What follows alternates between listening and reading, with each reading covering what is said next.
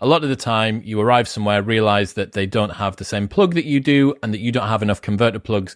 You just need one converter plug and a multi-socket to take with you. So I now have a 8-gang, 5-meter multi-socket that lives in my suitcase, and then you just need a single converter, and that's 8 plugs that you can use. I bet someone listening to this will message in and say that that is not a safe thing to do. I've done it for ages. That doesn't mean it's safe. I've not had any problems. I don't know what you're talking about. I've not encountered... N of 1 here has bro-scienced his way through all of these issues. I am going to Texas for a while this Friday.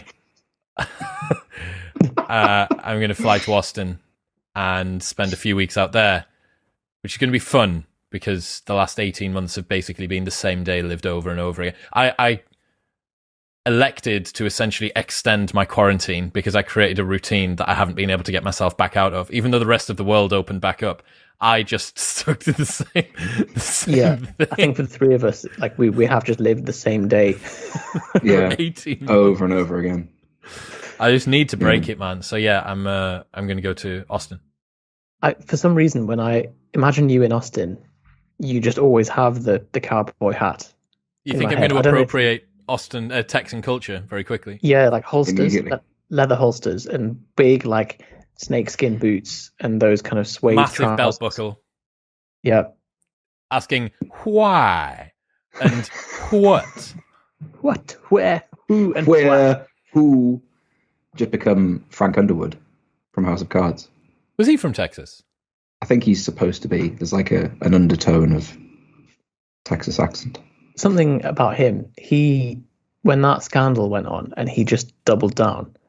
What? And then he privately like created his own DVD extra. For anyone that doesn't know what we're talking about, the guy that plays Frank Underwood, who is called Kevin Spacey, he, after 18 months after a huge scandal got released that was the reason that he no longer did House of Cards, he then created as the character in House of Cards a semi-fourth wall break referring to the camera, fully edited and cinematic with music and stuff, but just done off his own back. And it just appeared out of nowhere on the internet. And then no one really spoke about it again. And now no one knows where he is. And that's it. I can't bear to imagine the legal implicate like copyright and all that stuff of just remaining in character. To be honest, mate, I think that he's probably got bigger problems. From a jurisdiction perspective, I think that there are larger issues at play. Just throw it in the pot.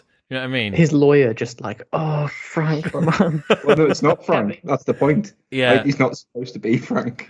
So I'm going to go out there and I'm going to be like Frank Underwood. But Michael Malice is out there. Aubrey Marcus is out there. Lex Friedman's out there. Jocko Willink is in town a week on Saturday. Oh my God. Which will be pretty cool. So I think I'm going to go and see him. Well, it'll do some pull-ups at 4 a.m. with him. It'll just be good, won't it? Yeah, everything will be good. Fucking good. Are you gonna meet all of them? Is that the plan? Well, I mean, Jocko's got a live show on. I've just tweeted him recently, so I'll try and get him on the show because we were talking about it a while back. You've got to get Jocko on, man. He's serious, eh? Aubrey, I'm living. My Airbnb is 10 minutes walk from On It HQ. It's also 10 minutes from Kuya. Do you remember I had that Dr. Dan Engel, the guy that did MDMA therapy on? So his new place in Austin, which does cold and hot treatments and flotation tanks and MDMA-assisted psychotherapy and stuff, all of that. It's just a playground. So those sound like three quite different things. Like I don't think you do them all together. Sauna and then some MDMA psychotherapy. In a float tank. I mean, it would be you'd be tempted, wouldn't you, to just do it all at once? You'd be like, right, do you know what? What's a big list of your give me the therapies? platinum package. I mean, yeah. I assume it'd be quite traumatic, rather than it's not going to be like a nice, relaxing experience. No, I'm pretty sure you're not supposed to do them all together. I think that's almost definitely the rule. But yeah, so Zach Tellander's going to pick me up on Friday, which is nice. Annoyingly, because I took one extra day to gesticulate about which Airbnb I was going to get, someone booked one night in the Airbnb of the night that I arrive. So I can still book it for the entirety of my trip without having to move. However, the first night I'm going to have to spoon Zach. So I'm getting picked up by him and like, woo! And play little spoon for the evening. What's the thing you are most looking forward to? Change of routine, man. The last 18 months has just been... I don't have a particularly good routine here. The main thing that I've realized over the last 18 months is that there is more to life than completing tasks on your to-do list. Yeah. Very hard to get out of that cycle. Because it's so inherently enjoyable. There is something that is really, really enjoyable about completing the things that were in front of you, because for ages you were never able to complete them, and now you keep on going and you keep on going. But you realize it's kind of too much of a good thing because you do that at the mercy... You sacrifice. I mean, how much have we... Obviously, we've had a pandemic and stuff. We've barely seen each other apart. We've seen each other more on podcasts than outside of them over the last 18 months, which is pretty scandalous. Well, even the podcast used to be... all of them used to be in person on your... And it would be an sofa. entire evening, and there'd be bits before and bits two after. Back to back. Yeah. So I just think there's been some... You get into rhythms and routines of living. So where I'm living, I'm next to the gym that I'm going to train at, which is Atomic Athlete. I'm 10 minutes from On It, which is where Christian and Sky and Max and Aubrey and all of the people that look after his stuff. 10 minutes from David Perel, 15 minutes from Michael Malice. Like, loads of people there, different food, different training, different stimulus. I think I'm going to go hunting one weekend. So it's just going to be all of the stuff that I do now, still the same show, still 3 times a week, with some extra in-persons, but everything outside of the show should change. So, yeah, I need a refresh. It's been successful. The last 18 months has been good, but there's always a price to pay, and I think sort of sanity and boredom or monotony would be more accurate, because it's not been boredom, but it has been monotony. It'd be interesting to see what it does to like your... Because I suppose I can't think of anyone that's doing what you're doing that you would meet in person regularly that's like ahead of you. Maybe you know someone, but like certainly in Newcastle, it's not like the hub of... Last time would have been going to London to see Ali Abdal. That was probably it. Yeah. But you're throwing yourself into a place where there'll be a lot of people who are doing some pretty cool things.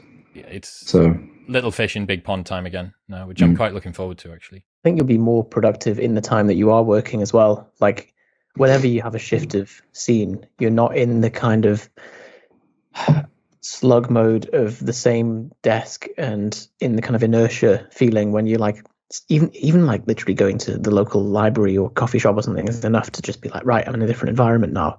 Yeah. If you've got a timetable of events coming up, you're always going to complete your work to give you time to be able to go and do the events. Whereas when you've got fuck all going on at home, it's Parkinson's law, like run amok. You just expand your work out, and then even if you complete the tasks, well, I'll just put another task on my plate. It's fine. I've got nothing to do tonight. I'll just keep working. Whereas if Jocko's live show's on at 6 p.m. and I know that I need to leave, I think, right, well, I need to get this edit done, or I need to get these emails finished, or whatever it is. So yes, I'm going to be in Texas. So if there is anyone that thinks that I should meet up with people that are out there, just tweet me or leave a comment below or something like that, and I'll try and have some more adventures.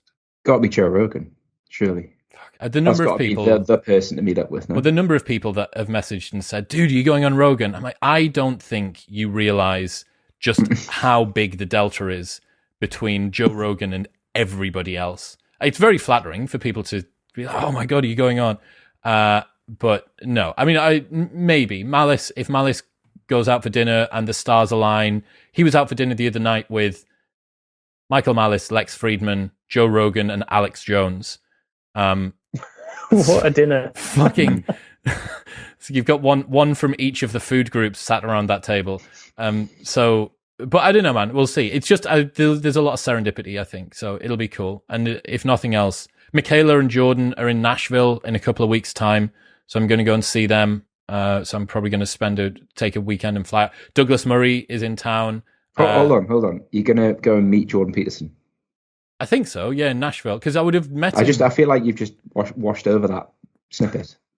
I feel rewind to when you first heard of Jordan Peterson if someone said that you're going to be like going and spending some time with him in person. Casually dropping the fact that you get to go and see him. And it's like, when I asked you what's the thing you're looking forward to most, you're like, oh, well, it'll be nice to not be at work from a different place. And yeah, okay. That's what maybe that shows. I've spent a lot of time getting to know Mick and sort of talk to him a fair bit as well. So maybe that's Douglas Murray as well. He's going to be floating around, so I might get to see him. I want to get a gym session in with Douglas Murray.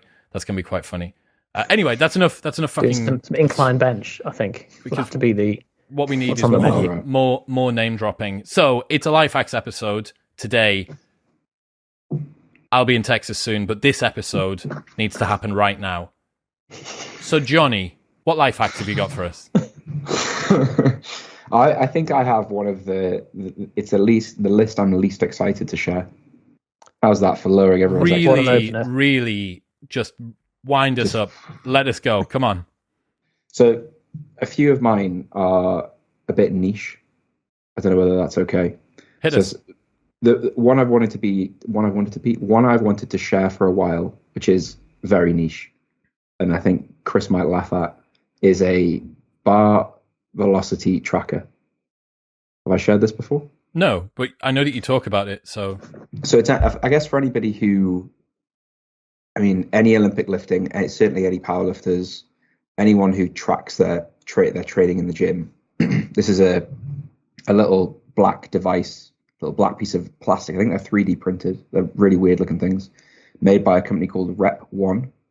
You attach this wire to a barbell that magnetically attaches to a plate or to the power rack or whatever, and it basically just measures what the bar is doing in space. It tells you how fast the bar is moving.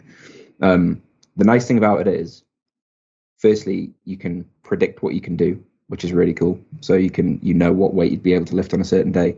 But also, it's just another way of tracking progress, because anybody who's been training for any length of time knows that it does get harder and harder over time to just keep adding weight to the bar. But you can just get a 0.05 speed improvement over time. So they are quite expensive. It's probably something that, how much is unless I think they're about $350. So it depends on the exchange rate at the time. And what's the app like?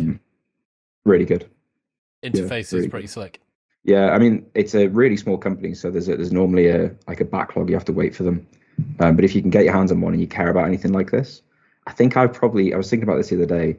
It'll be into the thousands of reps that I've tracked with it now. Wow. So it's pretty, like, if I'll do a warm-up set, and it, with pretty good accuracy, can predict what I can do on that day. Wow. So I just don't have to think about it anymore. That's crazy. That's cool. So is that... It's worth paying for these things. Do you use it as kind of a gauge for RPE? Yeah, so I do what you're not really supposed to do, which is I kind of now ignore RPE and I just look at the bar speed. Because I know, like, over time, if I do something, and if I do a bench and it's 0.21 meters per second, that's an RPE 8. So I just look at the bar speed. Fuck, man. This is so cool. Like, this is post RPE. But you're not, so my coach tells me off for it, you're not supposed to do that. You're supposed to still have like a feel element, but like everyone's been under a barbell where it subjectively looks really hard, and you might, like, maybe you stand up and someone goes, oh, that looked really easy, and you're like, it wasn't really easy. So I think you lose some of the ability to actually measure it when it's happening to you. But if you just rely on the speed of it, then it can be very humbling, because like you go into the gym, you don't want to train, and your warm-up set was faster than last week. You're like, oh, God's sake, like here we go. Yeah. But yeah, so if you're into any strength sport, or you train with barbells regularly, you like tracking your progress, you like graphs and charts and all that sort of stuff, highly, highly recommend it. Nice. I've had over a year of use out of mine, and it's brilliant. So it's called a Rep1 device. Nice. There we go.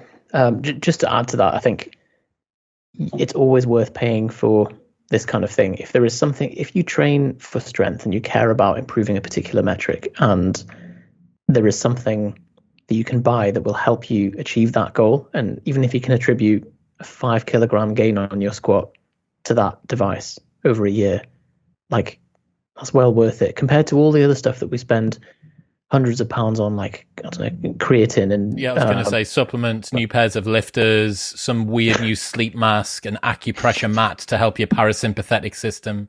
There we go. There's so much that whereas this is directly attributable, you'd be like, right, I can actually see that has resulted in knowing whether I'm progressing and improving that. So today's life hack for me, I don't know if you guys know this, but the way that I like to kind of divide my life hacks is really physical and digital. So to start with, this is actually a hybrid, is to digitize photos.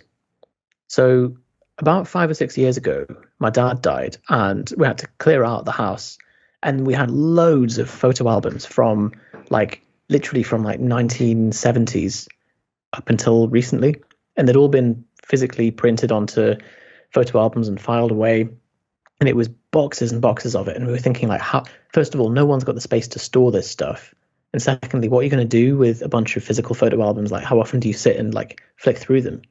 And we found a company that digitizes documents and they just scan in bulk. So, and they were fantastic. They were called Clear Data. And you just give them the boxes. They have a proper, almost like a warehouse factory with loads of people that take the things out of the sleeves and scan it through the thing. And they send you a sample and they're like, are you happy with how this is going to look? And you're like, yep, great. And they keep you informed along the process. And it was like 800 quid or something to do 9,000 photos, which I think... Holy shit! which I think is worth it. That is such a good deal. And that's someone taking each photo out of its little packet. So I think what we did was we went through them and threw away all the crap ones, and then the 9,000 were the pick of the crop, and so we gave them in boxes to them. They did it and then just sent me a USB stick with a password, and that was it. It's just that is the entire Scone family memories. Yeah, you sent boxes and boxes and boxes of things, and a thumb drive came back that happened to have them all on replicable for the rest of time. It was one of those moments where you realize how far technology's come, because we take it for granted, don't we? That you a USB stick, but you're like, God, that is everything. I suppose you don't often see a physical representation of what's on a USB stick. If you had to print off the pages of everything on a USB stick and sit it next to you, you'd be like, okay, that. There was crazy. A stat that I saw that said the amount of data that is created on the internet every day, if you printed it out double-sided on A4 paper, it would make a stack that went to the sun and back every single day. That's how much data is created. Stack, not if you lined up. Yeah. So just put them down like you would do a normal stack of paper, one on top of each other. It would go to the sun and back every single day. My gut reaction to that is that that's not sustainable. Something's going to happen. There's also a stat around.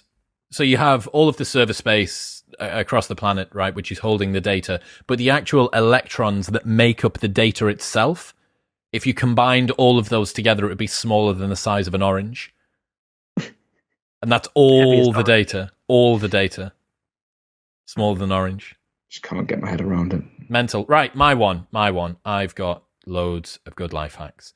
First one is if you're buying stuff from ASOS, because they have free returns, and because if you spend more than 100 or 100... This is one of the OG life hacks. Yeah, this is from episode 1. I don't think it's been featured, man. Because I got caught by this. Yeah, Johnny should have done it. So basically, order, if you're not sure about your sizing on ASOS, because delivery is free over, I want to say, 100 or 150 pounds, and returns are free, and you get between, it's 60 days. It's quite a generous... It's a long time. Exchange policy, or return policy. Just buy everything in every different size that you think that you might want to bump you up and over the 150, get free next day delivery. You've also got free returns, plus you know that you're going to find the size that you want. And if you're in between sizes, you also know that. Rather than doing it in 2 batches of £50 or something, or 2 batches of £75, having to pay for shipping, potentially twice, and not having it all at one go. Just buy everything from ASOS and then send it back. So I used they have an AI shop assistant where you put some measurements in and it predicts what your size will be. I ordered 5 or 6 things and it was 100% of it was wrong. So I had to send everything back because that's when I messaged you saying like, how do you deal with this? And you said the hack is What measurements did you have to send, like inner thigh measurement and stuff, or was it just like no? I don't think so. I can't remember. You also have broken the system. Your inner thigh measurement will be beyond maximum. Yeah. So yeah, I mean, it was all just like slightly too big or slightly too small. Like it could have all passed, but in the shop, if you were trying it on in the shop, you wouldn't try it on and go, yeah, it's fine. Like I need the other size, but this one will do. Like you would go and change it. I think that size, if you're wearing something that's like, oh, it's a bit small, but I think it'll pass, it's not. Take it back. Yeah. And like especially if the only thing stopping you is like, oh, I've got to put it back in the bag and it's a put it in the box and send it back with everything else. That's it. Easy. Right, Jonny, what else? So this next one is, I think, the opposite of what Yusef does for everything in this category, which is I already love it. To sign up when you're signing up for a service or an app or anything like that, to do it monthly and never get the bulk option. Reason being, when you get billed every month, it's a prompt and a reminder of like, am I still using this? So you're always using the fewest things, because it's happened to me once before where you just get hit with an Apple bill of like $39.99. You're like, what on earth is that? And then you realize that it's like an annual subscription you signed up to a year ago, and you kind of don't really use the app anymore, and that sort of thing. So anything that you, what are some examples of these things that you've got on? So anything. So ROMWAD is probably the best example of this. Like I signed up for that initially yearly because I was using it all the time. Yusef told me that I was going to snap my back if I continue using, not really, but like all the stuff, you guys were chatting to Stu McGill and it was a bad idea and all that sort of stuff. Stopped using it, and I still had like 8 months of the year left. Right. So that's an example. So anything, just any app. I suppose the only exceptions are stuff that you are absolutely sold that you are not going to stop using. Yeah. So something like Netflix, for example, or can you pay that yearly? I feel like you can only pay that probably monthly. Not. Probably not. Amazon Prime you can pay yearly, for example. I think I agree with that. Like the only thing that I do is put in so as soon as I sign up for anything, if I'm not sure I'm going to keep it, I'll just put in a reminder in my tick, Command-Shift-O. Yeah. On like 5 days before, give myself a bit of grace period, not like the day of that it's meant to renew, because otherwise, like if you don't catch it, immediately, you're going done. Because with a lot of apps, there's the clause of like, if you log into it after the subscriptions come out, they don't, like Apple have a really strict refund policy on stuff like that. Well, you knew about it for a year, so why is it suddenly an emergency? Yeah, and I agree as well. Like that's what I would say. Like you don't wait till the day after you get billed to go, I want to cancel. The vast majority of apps as well that you use, they do have a shelf life. You get bored after a while, or you feel like you pick up all the low-hanging fruit from this breathwork membership or whatever. Yeah. Optimize.me, Brian's thing, we've all been through that, or a Blinkist membership, or whatever. I like that. It's more flexible, right? Yeah, but everyone has that like period of enthusiasm with it, where they're like, oh, this is it, like this is the app, this is the only app I'll ever need for this, I'll sign up yearly because I save money. But actually I think a lot of the time you end up either getting rebuild in error that you didn't want to get rebuild, or you don't use it as much as you think you will. And the monthly email going, you've been billed, is enough to prompt you to go, yeah, I'm going to cancel that. Nice. Seth? This is a physical one. I have been looking for a way to routinely clean my bathroom, and I found I think it's I don't know if it's hard or soft water that gives you the lime scale in a toilet. Hard. So I got this like descaler thing, and you have to pour it in the toilet, and you have to remember to use it every like couple of weeks, and then you leave it for 10 minutes and scrape out the thing, and it's a bit of a ball ache. So recently I've started buying toilet cistern pucks, which are the little blue circle things. They turn the flush blue. Yeah, like every old woman in the world has one, and you put it in your cistern. It's brilliant. Like lasts for like 6 weeks. It gives you a nice blue toilet, and everything's just handled. It just bleaches it every day for you. So you put it in the. It's not one of those ones that like hangs down in the bowl. So it's called a like rim guard or something. It's not. It's something like that. No one's allowed that word. Right, guys. Let's. We've got the marketing meeting for the new rim. The new Domestos toilet. Jonathan, you've got a great name for this, haven't you? Yeah, we've come up with Rim Guard. It's called Rim Block. That's even worse. I know. But no, so this goes into the cistern, which is the back. I suppose, okay, one extra life hack just off the back of that, because I remember seeing this. Because the cistern, like, the whole point of it is that it drip feeds whatever's in it through your toilet, is that I saw somewhere that if someone's upset you, you can poo in their cistern, and then every time they flush a for the little next bit 6 of weeks, poo. Yeah, and they just can't work out where it's coming from. Never a lot of poo. I wonder. I actually think that probably that's not as logistically difficult as you might think. Take the lid off, feet on the bowl. Yeah. Sit on. It's just doing a poo, but one level up, isn't it? So it is. It's a level 2 poo. It's not a ground floor poo. Not a level 1 poo. The problems you'd have is your feet would be closer together, so that would feel strange. And I bet the cistern's not as stable as you think. Yeah, that's true. And you wouldn't be able to use your squatty potty. And I'm fully sold on my squatty potty now. You haven't spoken about that. Really? Oh, no, yes, no, sorry. I lie. It's in the first life. To unkink the rectal shelf. Yeah.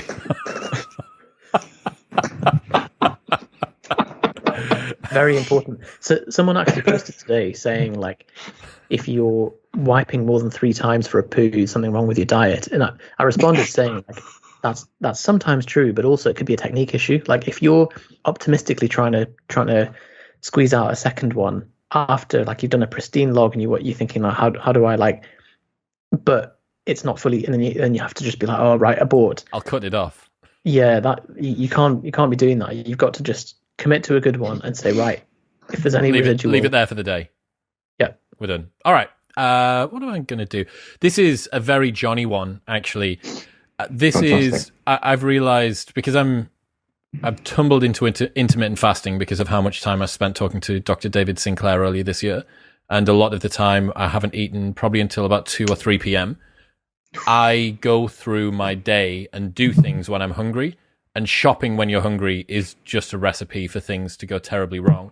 So, thankfully, in most British supermarkets at least, they have the convenience sandwich aisle directly at the front. So, the best way I've found to just take the edge off this is to buy a sandwich. So go into the supermarket, get a sandwich, aim for around about, is it 15% of the calories 10% of the calories from 10%. Protein?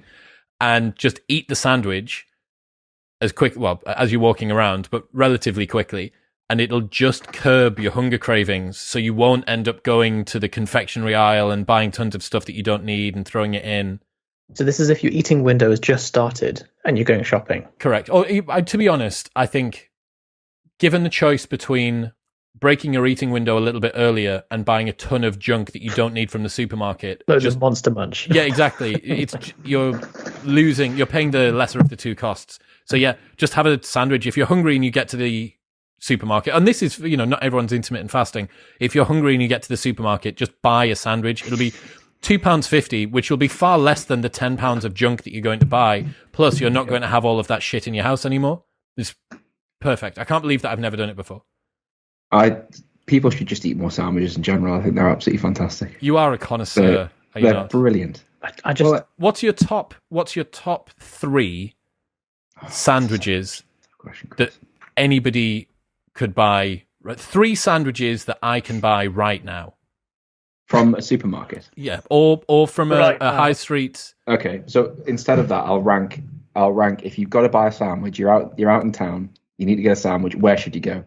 Yeah, good question. But I want to know what sandwich from each place specifically. Yes. So anything from the M&S sandwich selection is pretty much always very good, and anything with chicken in. So the chicken and bacon, there's like a chicken club, there's a chicken Caesar salad one, all very, very good. It's a really steep drop off after that, unfortunately. So Waitrose, you'd think, bet their sandwiches are nice. Very disappointing. Sainsbury's, Tesco, they're okay. And I wouldn't even look anywhere else, to be honest.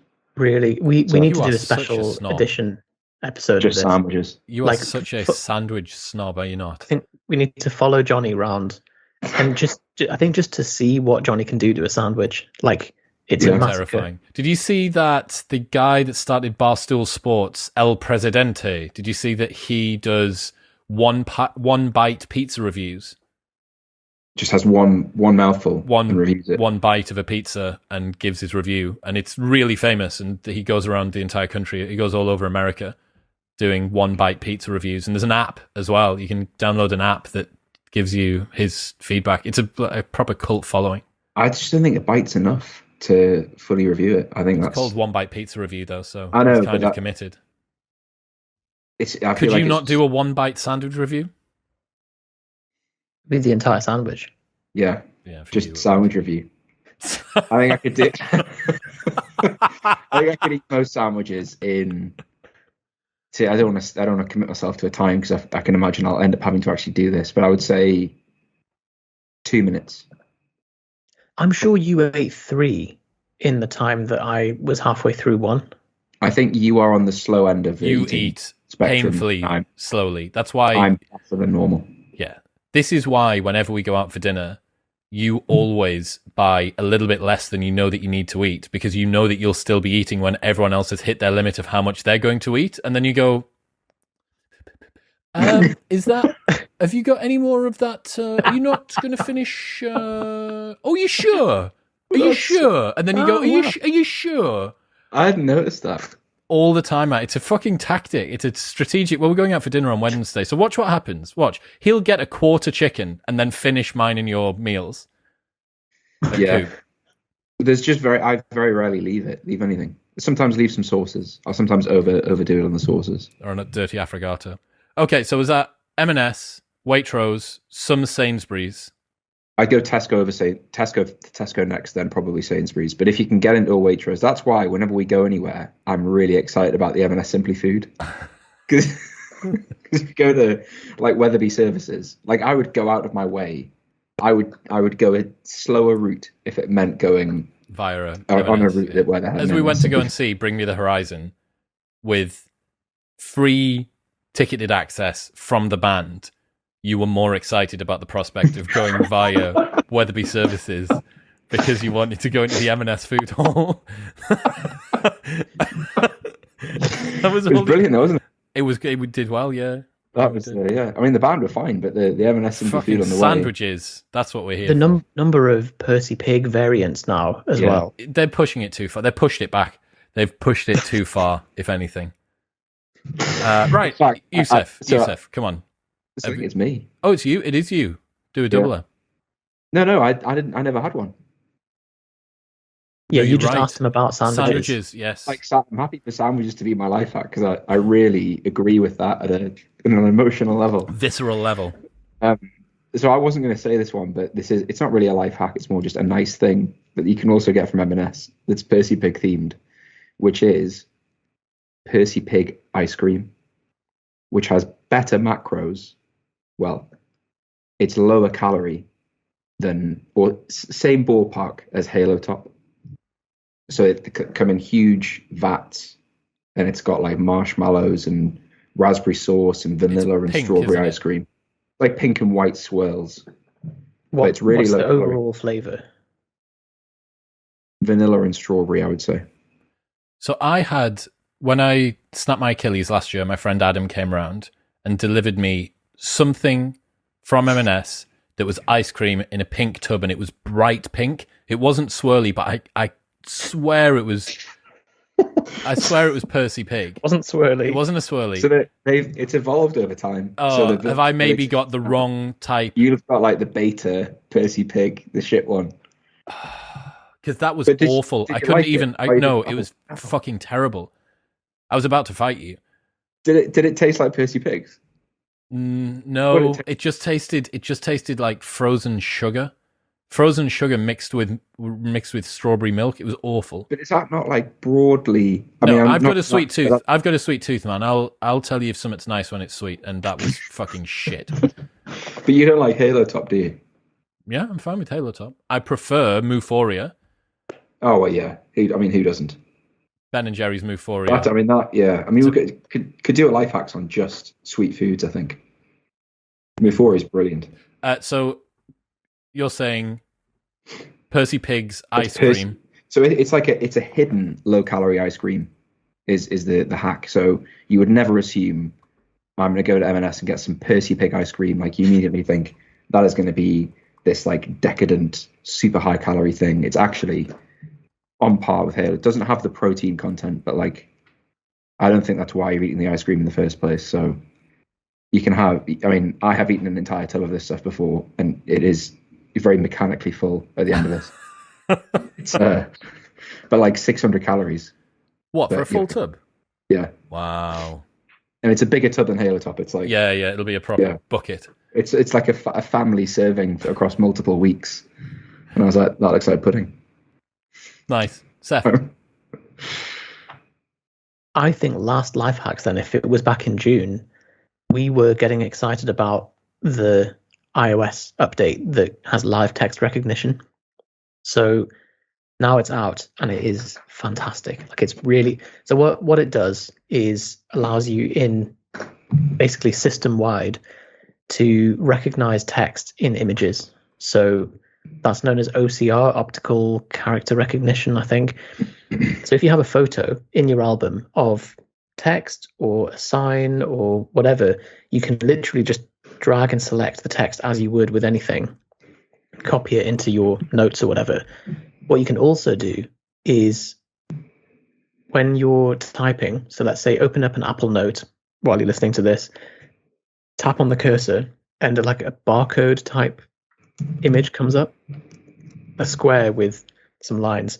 Press on that and then just hold it over a page in a book and it'll recognize all the text instantly, and then you can just tap on the button and it just inserts that entire page as text into your Apple Note.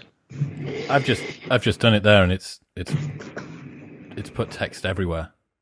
It's text all everywhere. over the place. I don't think I use it. I don't think I would use it either, if I'm honest. If you're reading a physical book and you're like, oh, I want to just capture a couple of highlights or notes from that. Yeah, okay, that's not bad, I suppose. That wouldn't. It depends on whether or not you read on Kindle as much, because almost everything that I read is electronic now. So then it syncs into your thing. Yes. Yeah, there's probably some very inventive use cases of this feature that, like, we've not really thought of. I think it lays the ground for some exciting stuff. I'm trying to think about letters and correspondence and stuff like that, but all of that probably just needs a scan. It just needs a Microsoft Lens jobby, doesn't it? Or Evernote, whatever, and just saving down somewhere. Receipts are the same. It works for handwriting as well, though. So if you're a student and you like to handwrite notes, what is your handwriting terrible? Brutal. What, and it'll convert it into like a notes file, into text on screen. Yeah.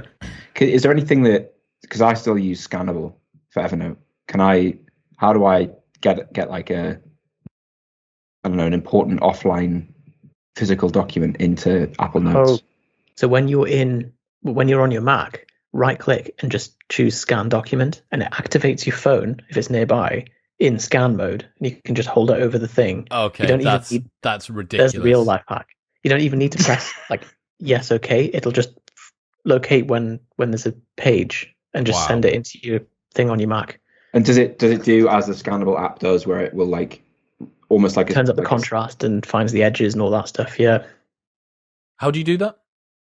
So right click and say scan document. You can do it in an email, in a note, and the continuity is just delightful. It's really what locks you in from ever getting like an Android phone. Yeah. Oh my God, it's just done. Desperately searching for some documents to scan. Wow. I love how that wasn't even the life hack. That's just the bonus. Yeah. The bonus hack that came with the life hack. Bonus round. Okay, I've got so many good ones. I don't know what to do. Okay, so this is for anyone that's a freelancer or anyone that does bits of work outside of their main job, or someone that just needs to negotiate rates that doesn't have a classic set rate for whatever it is that they do. So there's always this weird dance that you do, this sort of tango backward and forward. A client comes to you and says, hey man, or someone's friend, let's say that you design websites or that you teach people to play football or whatever. Someone comes to you and says, hey mate, I've got this job. I need you to X. What's your price for building a website or for doing a weekend course for 15-year-olds that want to play football in a team or whatever it is that you do, coach someone to get lean for a competition. And there's always this sort of bizarre standoffish backwards and forwards game that you're playing because you don't know what their budget range is. They don't probably know what yours is unless they're quite familiar with what it is that you do. So getting yourself into the same universe is quite difficult. So you can often pitch your price at that time, something that you think it might be, but you don't want to pitch it so high that they'd say no, and you don't want to pitch it so low. If they say yes instantly, you immediately feel like you've shit yourself. So for instance, I did this a few years ago. Someone had asked a price for me to do something, and I'd come back with a price, and they'd said yes instantly. First hack is if someone says that, immediately say plus VAT, because if they've said yes, you can easily add 20%. That's a snidely thing to do.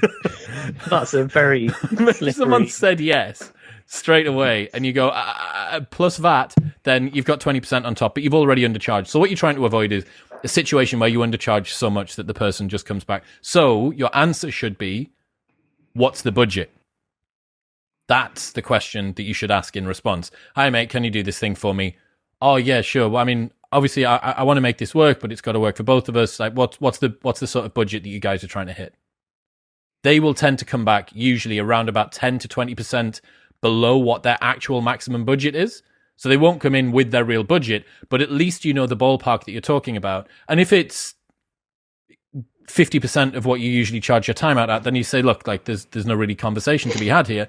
And if you are talking about that, a lot of the time, especially if it's corporate clients, their budget is way, way higher than your time is actually worth.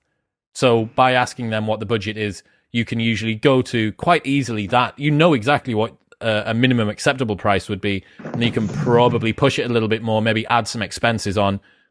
Job done. The plus VAT thing is morally reprehensible. That's like, how do you try and extract as much money from someone as possible? I don't think that's the way to do business, Chris. Oh, plus VAT. Like, so I think the principle is, like, the extension from that is, in any negotiation, you don't say your number first. But so, like, Yusef, I'll buy your Bert poster. Well, you establish, what like, would you accept for it? What would you accept for it? For my Bert poster? Yeah. So I'd have to factor in the ball ache of me getting a new one, because it's not up for sale. I don't want to have to buy a new one. So I'd have to... Straight away, you're on the back foot, aren't you? Because, like, God, what do I say here? Like, I don't know. £5. Plus VAT. Plus VAT, yes. £6. Yes, now see, you've just made an extra £1. I don't see how that's morally reprehensible. I don't want an extra £1. What you've done there is, like, you've taken advantage of somebody's willingness to just be a simple customer. No. I've offset me undercharging that person. They wouldn't have said yes so quickly. That's your problem for undercharging in the first place. But I'm now no longer undercharging them anymore because of VAT. Well, what about if they say, okay, can I have your VAT details? I say, sorry, mate, not got those. By the way, you're paying it into my personal account. All right. Also, not VAT registered. Yeah. If the HMRC are listening, that's obviously, this entire sequence has been a huge joke and dramatized. Yeah, and the company that I'm talking about is now defunct and closed down. In any case, nothing to do with Chris. Johan, what have you got? Me now. This I feel like we've probably said this, but I've had this on my life hacks list for ages. It might be something you both do, but I'd be interested to hear your answer to it. I feel like the cornerstone of a day, if I like feel like I'm on top of stuff or I'm not on top of stuff, the difference, the thing that I do that helps me feel on top of stuff is empty my OmniFocus inbox to 0. So I like throw stuff in it all the time, and it just builds and builds and builds and builds. And there'll be like little things that I assume are tomorrow. I'll empty my inbox and I'll do that thing, and it'll take me a couple of minutes. I'll send that message or whatever. As long as I zero that, everything's fine. If I don't zero it, firstly, I lose trust in the whole process. And secondly, I just miss things. Things get pushed back. So that the hack is just, if you follow any kind of like GTD, getting things done, capture process, I think the even more important habit is don't let things fester in your inbox for more than a day. When you say you're doing that, is that you go through and do the items, or you put them into the relevant list or schedule? So the process of like, if it's a less than 2 minute thing, just do it. So it's like, send this message or reply to this or send this to someone. Or in OmniFocus, which is obviously the best app available, you would put it in the correct project.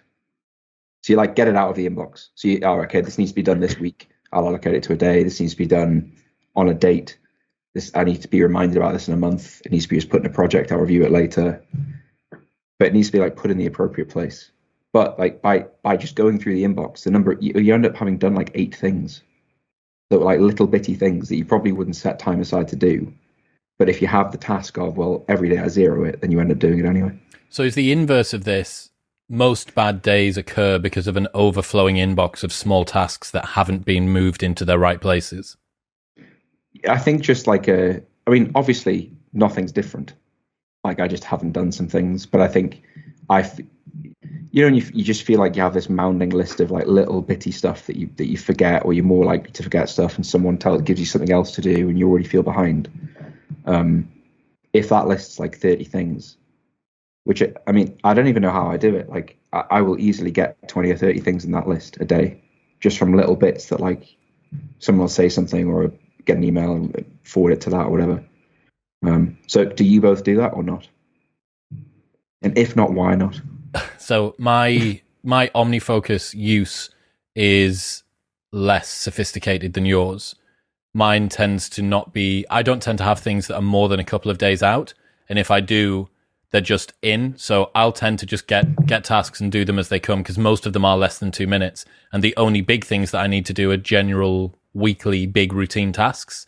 So I don't usually have big chunks in my inbox that fester, but I certainly notice that when I haven't done a weekly review, it's an ugly situation down there.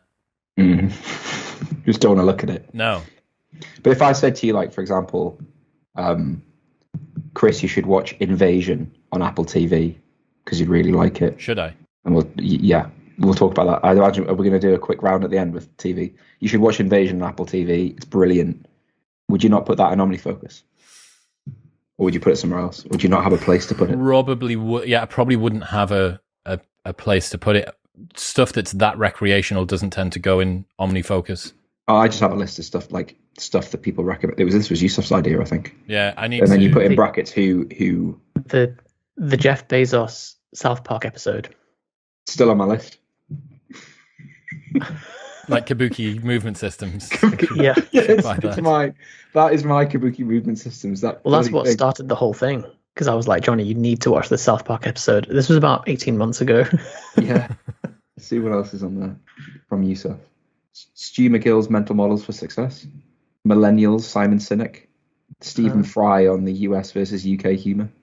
It's weird hearing these because it's like, oh yeah. That Simon Sinek video on millennials is 6 years old. Probably still very true. Yeah, it's probably getting older as well. So what's the The hack is just like, it's a really quick way. If you keep lists, if you use something like OmniFocus or TickTick, which I imagine some people listening do because of how much we talk about it, I think it's like the first life hack that Yusef said was have a capture process. Yeah. So if you have a capture process, you have a list of stuff that is every day getting bigger. So if you're using an app like OmniFocus or I assume TickTick, then there'll be an inbox function. Each day, just have a habit of zeroing it. So either like sort it or just do the thing. And if you start your day like that, within 30 minutes, you've done several things. You've already like built this momentum with really easy stuff. You're already feeling productive, and nothing ever really gets up. You don't like forget stuff that you wanted to remember yesterday. That does go a little bit against do the most important, biggest task of the day first. Eat the largest frog that you can. It does. But then, like, how can you know what the largest frog is if you're not clear on all of the things in the place? Well, this would be where a good end of day process would work. But the number of people that I know who have got motherfucker morning routines and absolute basic bitch evening routines, pretty much it's everyone, because your willpower's so low and no one's ever actually got round to it. And by the time that you're distracted by whatever, and this thing's just happened.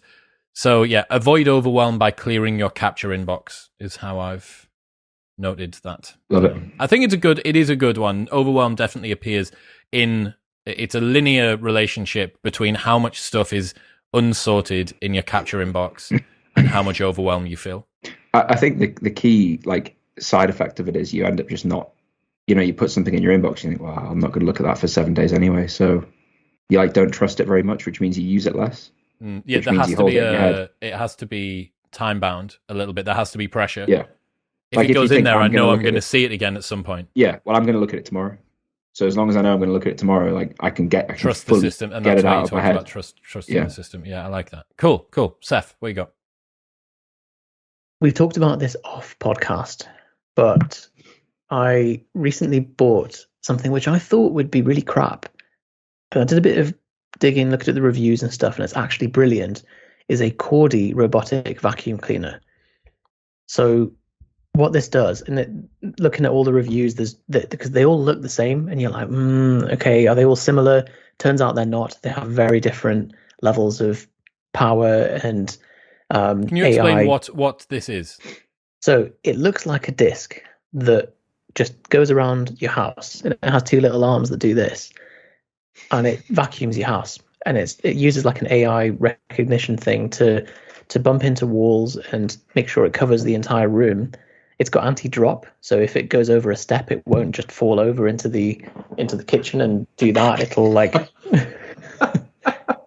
it'll make its way around your house systematically, and it's brilliant. Like you can set it on a schedule, so every day when you're out the house, it just hoovers your whole house, and you come back and you've just got spotlessly vacuumed house.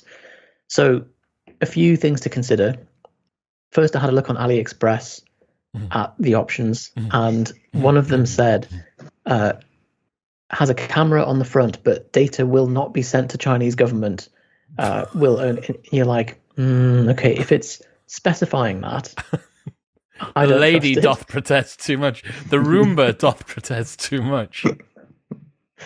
So you're just like, okay, I think I'll just go Amazon for this one. Maybe not the thing to get from AliExpress. Three problems. One of them is that if you don't empty the bag, it does a poo. So you'll find like it'll just do a little poo in the middle of your living room with all the crap that it's like compacted dust. Swept up. If you leave something like a sock or a wire around, it'll get caught on the sock and just completely like devour it because it's got these little arms. And then the third thing is if you don't program it properly, like I didn't, is that it started to go on the automatic schedule at 4 a.m. And so you can just hear this like faint, you know, when you're half asleep and something's waking you up, but you're not quite awake enough, and it's just like, and you're like, what's that? And you're kind of in and out of sleep, and then you hear something go against your door, and it's just the little thing bumping against your room, and then you're like, oh, this has gone off at 4 a.m. But then you have that battle with yourself of like, it'll finish its round soon, and it'll go back to sleep because it goes back to its own home again. But it didn't for ages, and then you sat for the next half an hour like, I should have just got up, taken it back to put it back in its little house. Why not get a Roomba? Roomba is good as well, but Cordy seems to be has the best sucking power according to the reviews. How often do you need to replace the bag or exit the shit out of it?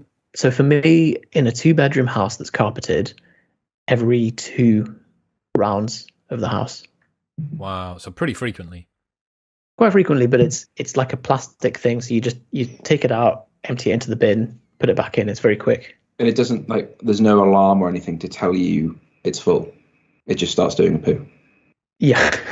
Right. You just have to understand the tolerance of how often it needs to be done, and then you get into the rhythm. Get to know it. Because your house has a lot of things on the floor, tables and cushions and books and a roller and parallettes, and it's got little corridors and stuff. Yeah. So how does it deal with those?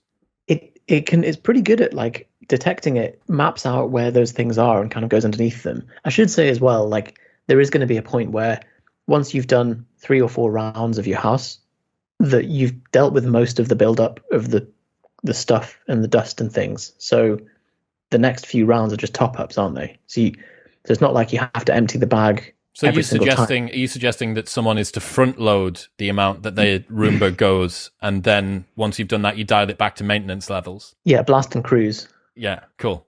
And it'll be able to go longer without doing a poo. Yep. Exactly. What's it called again? What's the name of it? Mine's a Cordy. Coredy.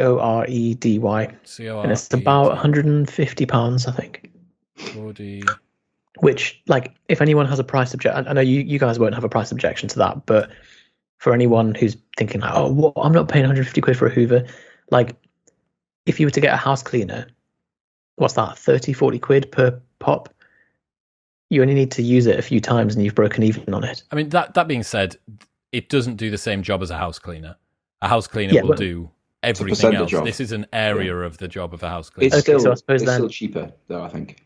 What we've got to do is say, okay, the house cleaner does £40 and 40% of that is hoovering. So then you calculate it based on... Yeah. Okay,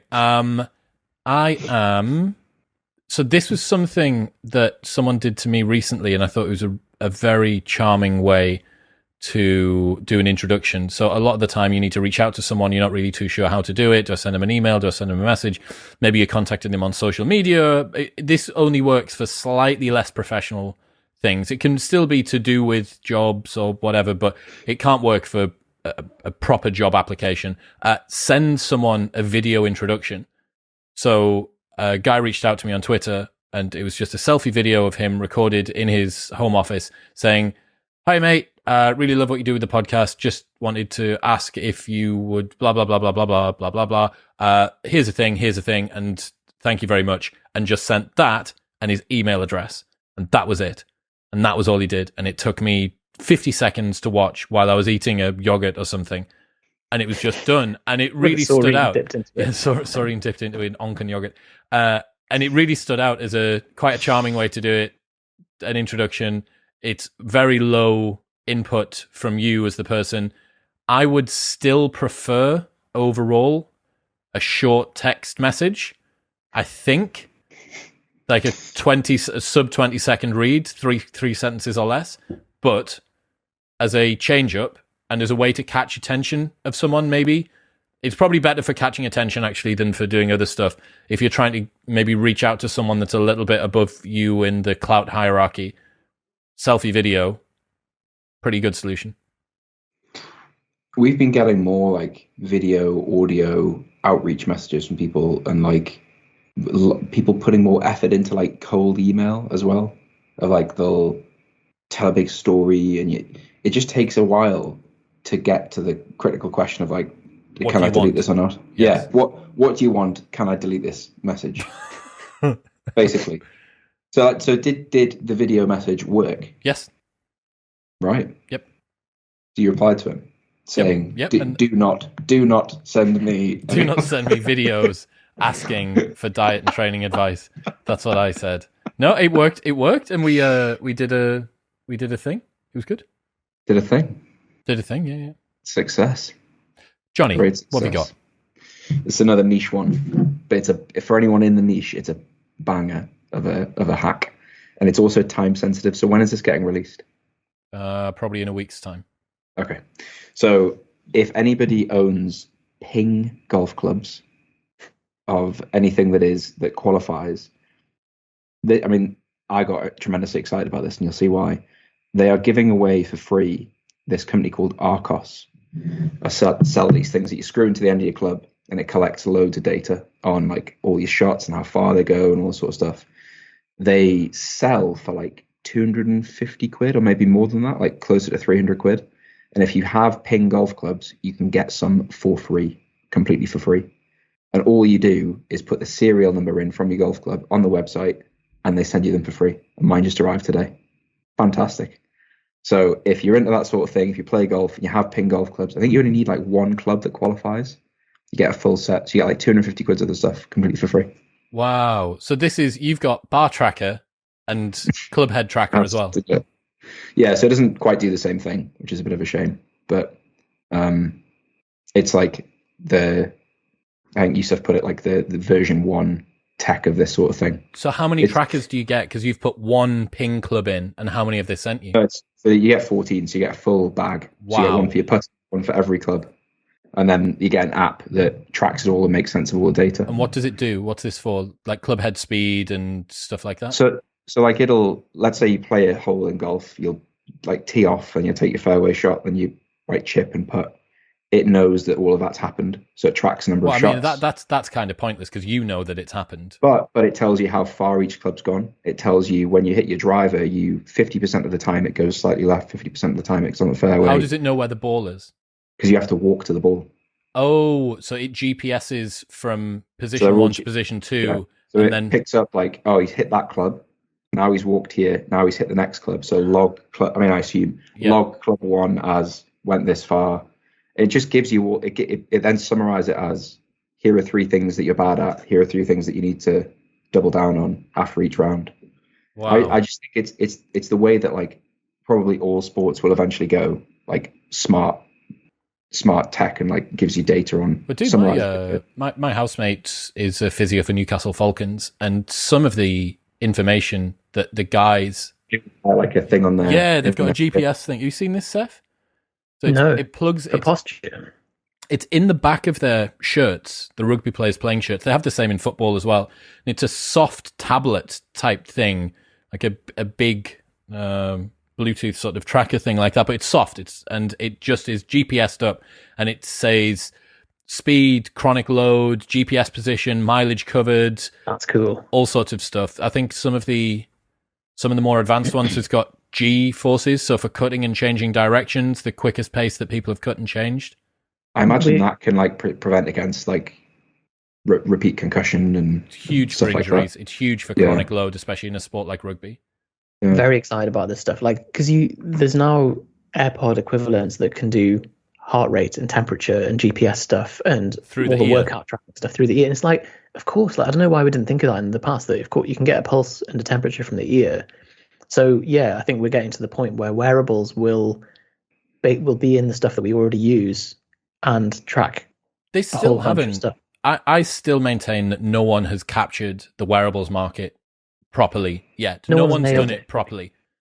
I would love to hear if someone that's listening thinks that they've got the solution, but it's not. The Garmin, whatever version 7 or the version 8 that's just come out, I don't think that's that good. The Whoop is okay, but it doesn't do everything that you need. The Apple Watch doesn't do everything that you need. No one's got it yet. You know what's going to be awesome about Apple Watch is the glucose tracking, so the 24-hour glucose tracking. But why? Why? Is this in case we start to do carb night again? This is more from like a medical science perspective, more than like a sort of daily thing. But I asked a diabetes consultant, like, what do you think of this supposedly transcutaneous laser glucose tracking in the next generation Apple Watch? Like, is it bullshit?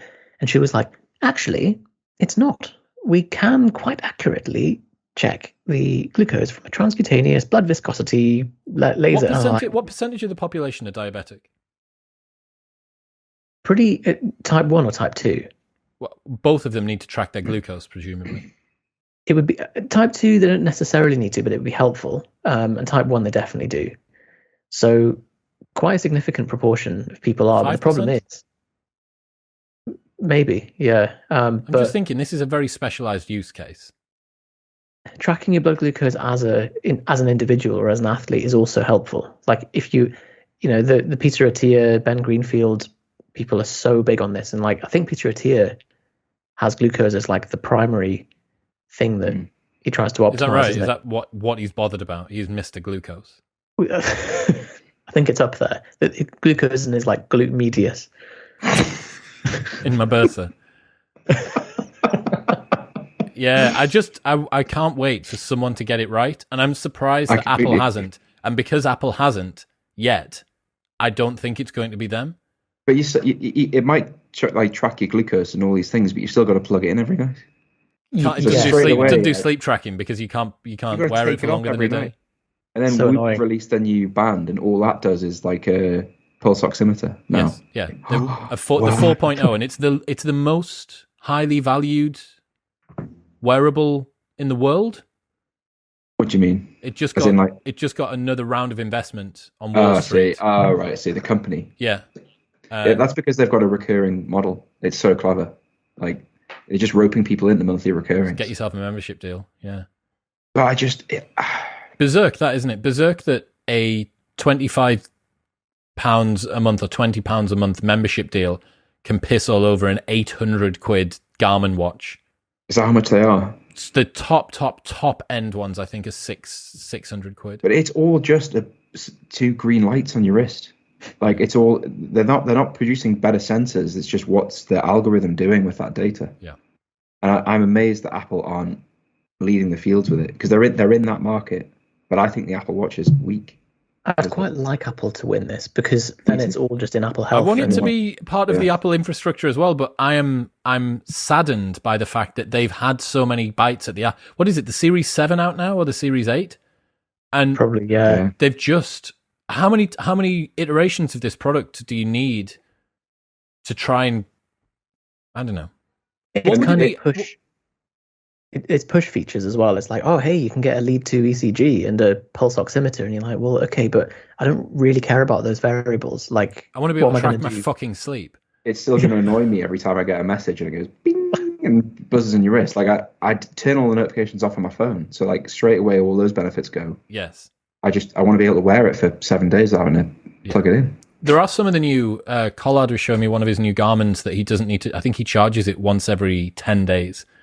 And that's pretty. It uses the screen looks a little bit like a backlit e-ink type thing. So the advantage with e-ink is that it doesn't use any energy unless it's changing. So it sets the screen and then leaves it, and sets the screen and leaves it, which is much more energy. That's why Kindles last for months rather than for days. Yeah. But yeah, that's good. Arcos Ping Club tracker deal. Yeah. Yes. Cool. Yes. Seth, what you got? Interesting. This is another physical one from our good friend Robbie. So he recommended to me that if you're having let's say you're working in a annoying organization where you're always trying to deal with like mistakes from payroll or HR or something like that, like and the then, NHS, for example, and you. And let's say you've been underpaid for months and months, and and so you're on the phone and you're trying to get something sorted, and then the person goes, "Oh yeah, fine, like we'll get this done, and you'll get this paid on the 20th," and you go, "Okay, cool," and then you don't hear back from them, and then you email on the 20th, and you're like, "I've not heard anything," and then they go, "Well, we can't see any record of it," and you go, "No, we said it on the phone," and you have all this nonsense stuff. He says, as soon as you have a phone call, you don't need to get them to confirm it in writing. Sometimes you ask them, "Oh, can you just send me an email and confirm it in writing?" And they don't. He said, you can just send them an email that says, "Hey, thanks for the chat. As discussed, blah, blah, blah, point 1, point 2, point 3. Brilliant." Unless they then go back and say, "No, I didn't say that," then you've got it in writing. It leaves the onus back on you to do that. So that provides a bit more protection. I like the idea of providing more protection, but I still think that there's enough slippage in there for a company to get out. There's culpable deniability. There might be. I don't know where. Better than nothing by miles. Yeah, and I'm also not sure where the law stands on you like recording calls and things. Can't do it unless you tell someone that you're doing it. For training and quality purposes. For training and quality purposes, yeah, exactly. So what would this be? Send a summary email of... As discussed. Of calls. As discussed. That's such an arsey fucking way to start an email, isn't it? No one's ever received a good email that starts with as discussed. Pertaining to the aforementioned conversation around the... okay, this one. So I'm going to Texas. I'm not sure if I've mentioned, but I'm going to Texas. And this is such a fucking good way to do it. A lot of the time, you arrive somewhere, realize that they don't have the same plug that you do, and that you don't have enough converter plugs. You just need one converter plug and a multi-socket to take with you. So I now have a 8-gang, 5-meter multi-socket that lives in my suitcase. One of those, and then you just need a single converter, and that's 8 plugs that you can use. I bet someone listening to this will message in and say that is not a safe thing to do. I've done it for ages. That doesn't mean it's safe. I've not had any problems. I don't know what you're talking about. I've not encountered... N of 1 here has bro-scienced his way through all of these issues. It's just a bit of plastic. I don't understand what the problem is. I'm sure there's something to do with like the US socket isn't earthed. Well, there's only 2 pins, yeah. Yeah. And what you're doing is overloading that connection. I would love someone to comment if they're watching the video or something on is it when you have like a multi-socket and the fuse is for the whole thing and not for every individual one. So if you put 5 kettles on it, it won't blow the fuse of the mains, but it could be unsafely drawing too much power from the whole unit. I just remember, I have this memory of it at uni that was like really strict on multi-sockets, and particularly for things like kettles. And so I don't know what you're planning on plugging into it, Chris. So I need to be able to power this. So I need to take what you see in front of you to America inside of a suitcase. Only in front of you. See it in front of you. Yeah. The rest of us can see your bedroom. If you're going to take that and plug all of that in, that's going to be difficult. Yeah. So I need to take. What do you mean? What you see in front of you? Yeah. What I see in front of me. What you see lighting me behind what you're looking from is what you can see in front of you. This is the Sam Harris meditation, isn't it? Like turn the eye around on itself. Notice that awareness itself actually completely disappears. So LED, 2 LED panels, a laptop, a USB sound interface, a double USB dummy battery for the camera, another hair light, a snidely version of the Philips Hue, because I wasn't going to fly my Philips Hue out with me to do some sort of teal thing behind me. That's pretty much it. It's going to at least be 5 or 6. Oh, and the laptop as well, and a toaster, and the 2 kettles that I always boil at all times. And like a really unsafe, cheap filament heater. Yeah, one of those oil radiators that's got the 2 switches on. Yeah, next to a glass of water that you keep spilling. Yeah, and a hairdryer. So that's. Well, I mean, if I burn the Airbnb that I'm staying in down, you'll know why, and as will the entire internet. They'll know why. Yeah. Dean can take that as an edit, put it as a reel. Yeah, he'll make it as a reel, and that can be my obituary. Christ. I've got more, but how many have you? Are we on to Netflix for you boys yet? I've got quite a few things for Netflix. Yeah. Okay. So have you got any more? Have you got any more normal ones or? I have one, but it's quite fresh for me. But I think it's quite hit it. Yusef and I were just talking about it.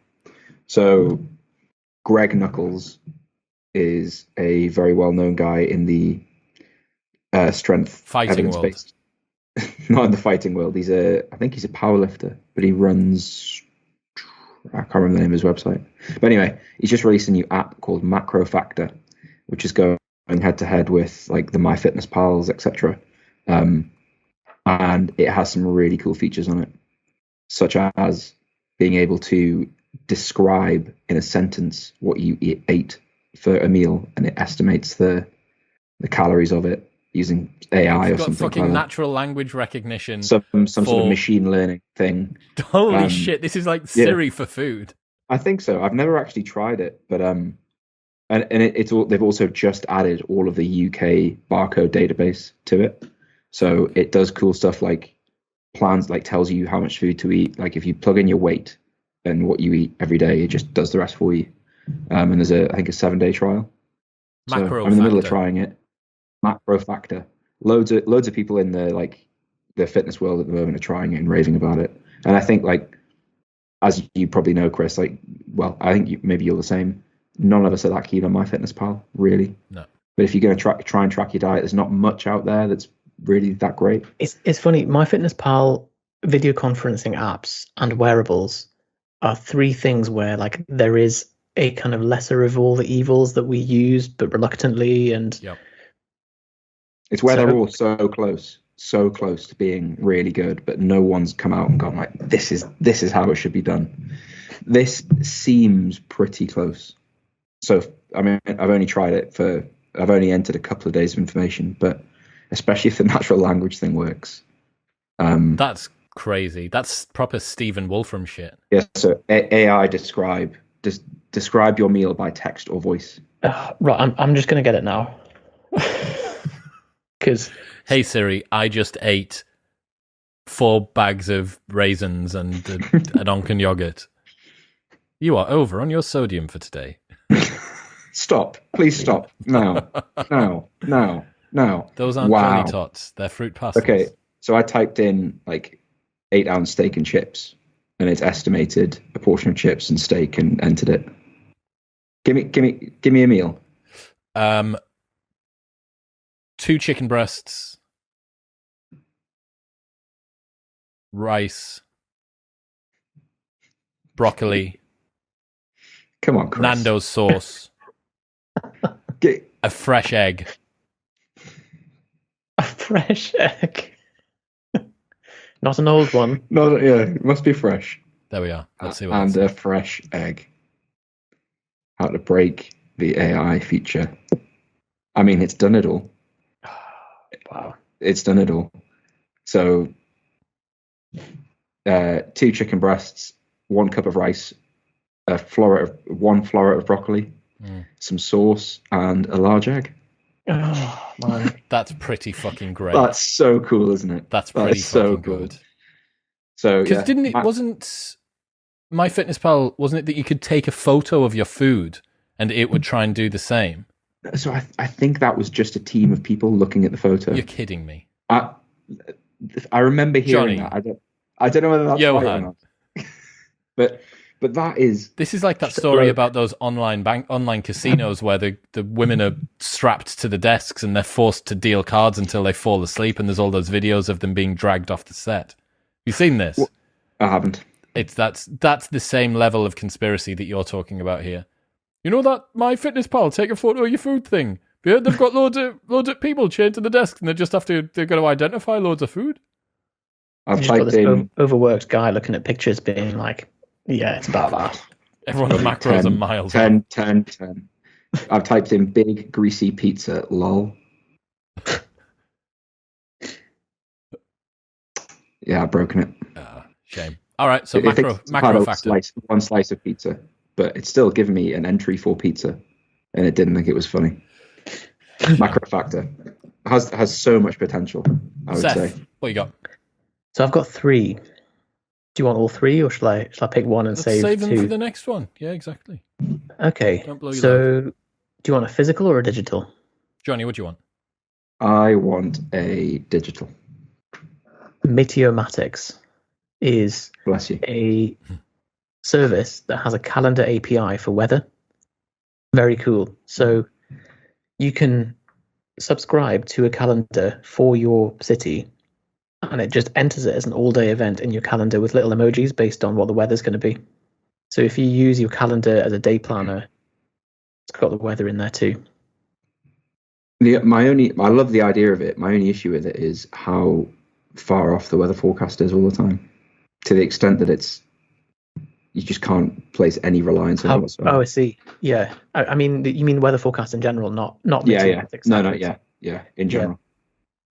But I suppose like it's better. That's not the problem with. Does this not mean that you've got fucking millions and millions of appointments on your calendar that are all tiny little emojis? It's a one-day event. Also, it's not like it doesn't give you the like breakdown of the. So it's just the day. It's the entire day. Yeah. So you have one emoji for a 24-hour period. Sun. So it's like an all-day appointment at the top of iCal. Yes. And it would be like a cloud. For example. That's fucking horseshit. Is that because you want time breakdown? Say how you really feel, Chris. Chris is upset because I called his other hack morally reprehensible. This is fucking payback time. That's shit. It's shit. Explain. I don't want to know what the aggregate of all of today's weather is going to be. I don't want to know what the weather is going to be at the moment that I require to know the weather. That's why the weather changes throughout the day. It's like say, oh, what's the temperature going to be next year? I don't fucking care. I want to know what the temperature is going to be at the time that I require it. Even if it's not accurate. Well, if it's not accurate, then what's the point of any of this discussion? Well, yeah, this is it. Well, I mean, I could do that. I could get someone a 3-year-old to just randomly hit keys on a keyboard and go, oh, it's going to be QAV Batman symbol today. Fantastic. I better wear my coat. I think more accurate for a 3-year-old is you send 3-year-old outside. You go, hey, 3-year-old, can you go outside? Tell me if it's cold or not. That is the same level of accuracy that you're getting by putting an emoji at the top of your iCal. So I have to admit, I did it for a few days and I disabled it. Hang on. Are you potentially trying to infect an entire thousands and thousands of people? You're going to try and infect them with something that you've already decided wasn't worth your time to keep a hold of. I'm palming off my life hack onto people. So what's this life hack that people want to avoid? If they want to make sure that they avoid it, what's it called? That's why I'm not like really defending it that hard, because I'm like, well, yeah. I see Chris's point of like, if let's say the emoji is rain, what do you do with that information? Because if you look outside and it's not raining, then immediately the emoji's not accurate. Well, yeah, but it depends if you're like, oh, I'm planning a walk today. But then what you would want to look at is like, well, when is it going to rain? And where? Yeah. Yeah. What's this AIDS app called? Meteomatics. How do I spell that? Meteomatics. Okay. The sentence like QAV Batman symbol, I better wear my coat. Brilliant. Okay, final one. So this was from a 3-Minute Monday newsletter the other day. In fact, it was from today's one, which is, I'll send a car. So I stole this from James Smith's manager, who I've worked with for 15, 16 years. And he was saying that a lot of the time, let's say that you're trying to get someone to do a favor for you.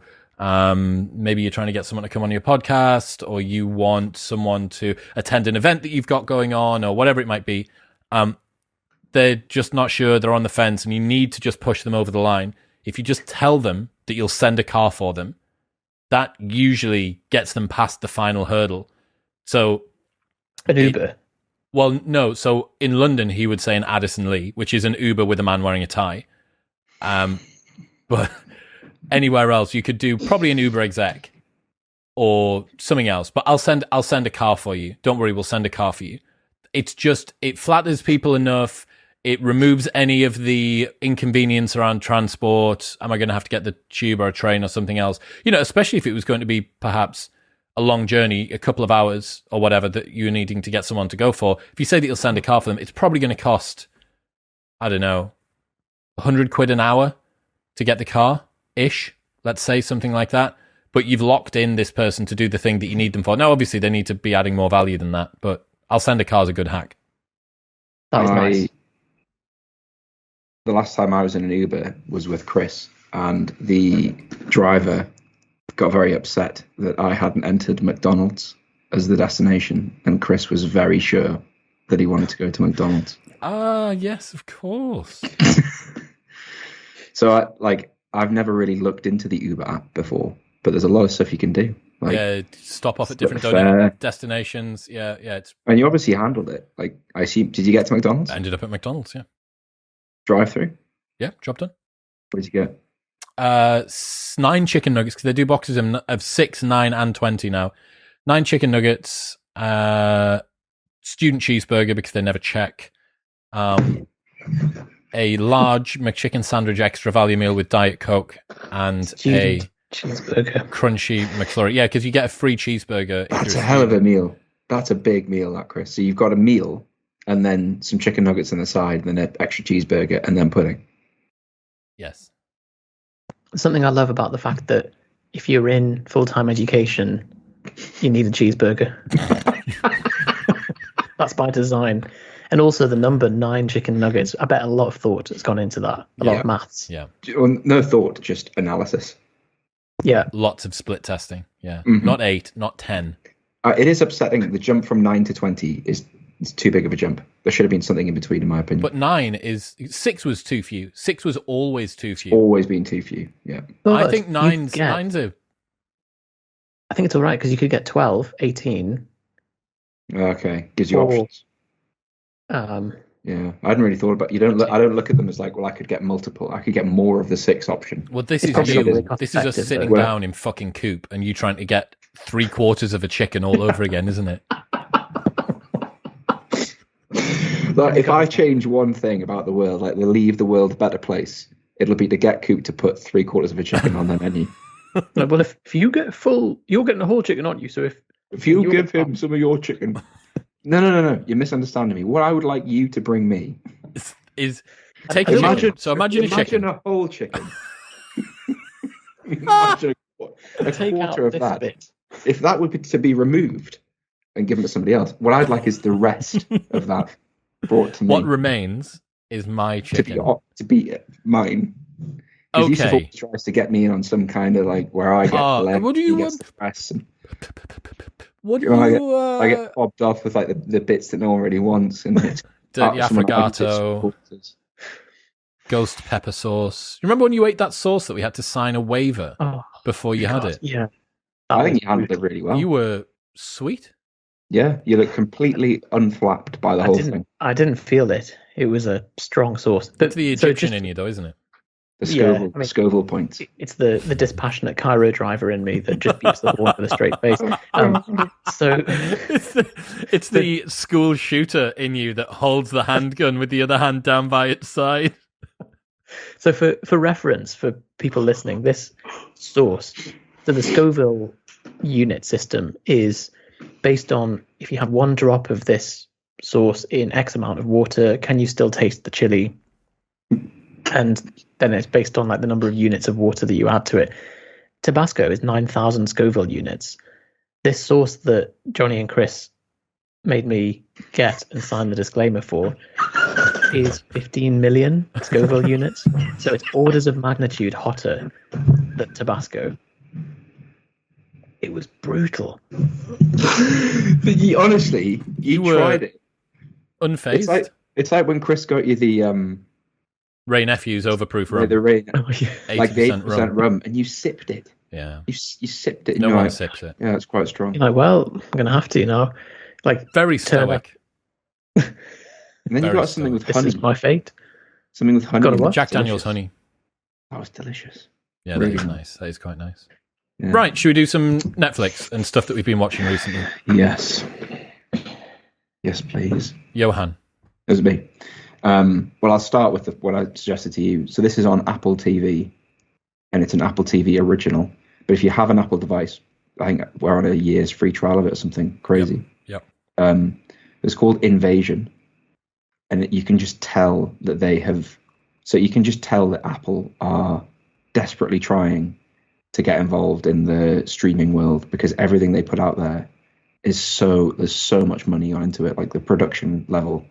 So it's basically a view on like what would happen if we were invaded by aliens and they were hostile, and it like plays out with like multiple storylines across like there's a soldier, there's a family, there's an astronaut. And it's like 4 episodes in. It comes out every Friday. Really, really good. Is this one with Tom Hanks? No, but that's also an Apple original that's just come out. But yeah, it's called Invasion, I think. Nice. But I think with your kind of space interest, Chris, I think you should like it. Nice. I mean, I think everybody will like it. But it'll be on the snidely Amazon Fire Stick that I absolutely don't have. Yeah, if you would have it. If I was to have it, this would definitely be on it. Yusef, have you watched anything since we last spoke? I actually have, but I'm frantically trying to Google the name of it. Oh, there we go. That doesn't look like the right name. Let me come back to the name of that. But the other two that I have seen are a film called A Quiet Place. Oh yeah, It's like a horror, right? Yeah. Is it with the blindfolds pulled on? No, that was Bird Box. Is that what it's called? Bird Box, really? With that Hollywood's actress. Sandra Bullock. Yeah, that was Bird Box. A Quiet Place. So, A Quiet Place, very, very good idea, very well executed. And there's 2 films. I think they're coming out with a 3rd one. Yeah, I feel like I can't give away too much of the story because it gives it away. But quite old now, isn't it? The first one. Yeah, it is. In fact, like it doesn't give it away because it's revealed within quite a short time that there's these creatures on Earth that if you make a noise, they run over and kill you. Right. That's it. The other one was a Korean zombie film. I can't for the life of me remember the name. It's based in like ancient Asia. There's a series based on it. If it's not ringing any bells, we'll come back to it. Nada. The other one I saw is the Superman film. The Man Superman of Steel. film. Okay. So not the 1978 one. How old's this? This is from 2016-ish. Okay. Very good with Henry Cavill. He once he came into the physiotherapists that I was in, Human Garage in LA, as I was leaving. Oh, really? You were like, oh, really? Henry? That's Superman. Is he quite big? I imagine he's very big. Yeah, it's funny actually seeing the difference between like the old Christopher Reeves Superman, where like now he looks like a triathlete, like a kind of guy who does recreational lifter, and now the modern Superman is just absolutely swole.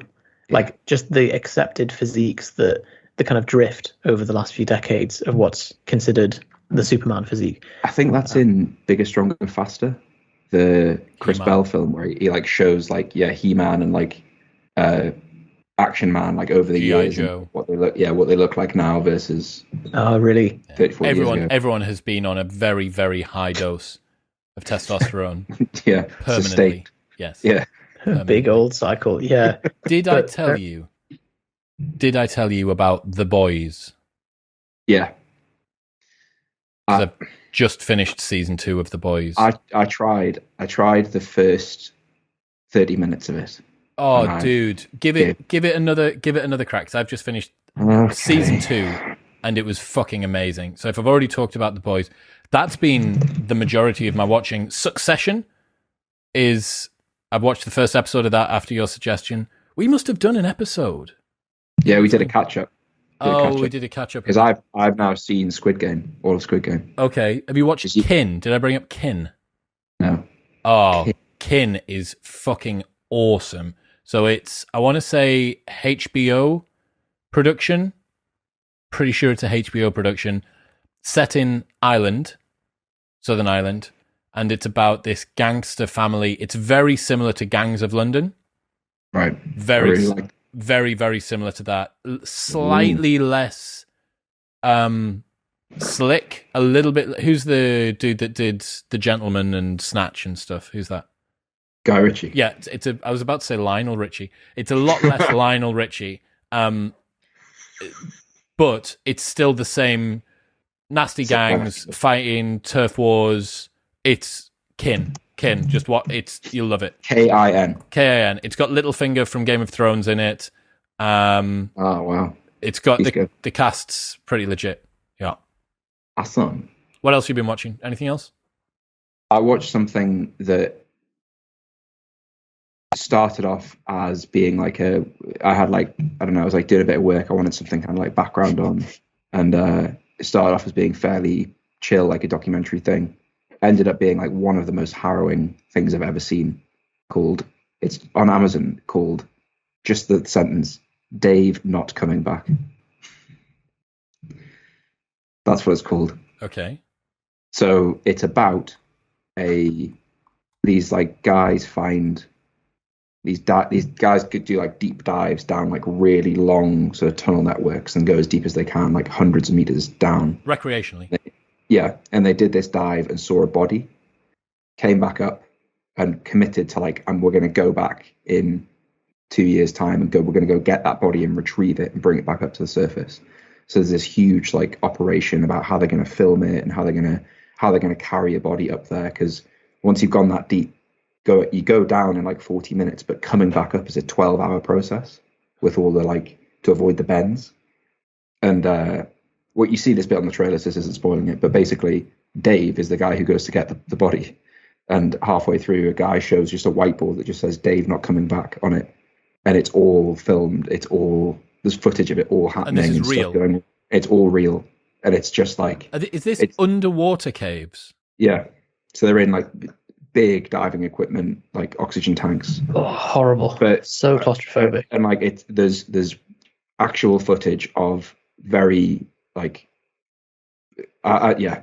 So wasn't it you that got us to watch that one about the guy that was lost his lifeline off the bottom of the submarine? Oh yeah, last breath. Yeah, that was terrifying as well. Similar sort of thing. But this, I thought was going to be like, because I quite like stuff like that, like extreme stuff, documentaries. Thought it was going to be a really easy chill watch, and I ended up having to like shut my laptop and like focus on it, and then I just watched it and just sort of sit there being like, well, intense. That was awful, but it's good watch.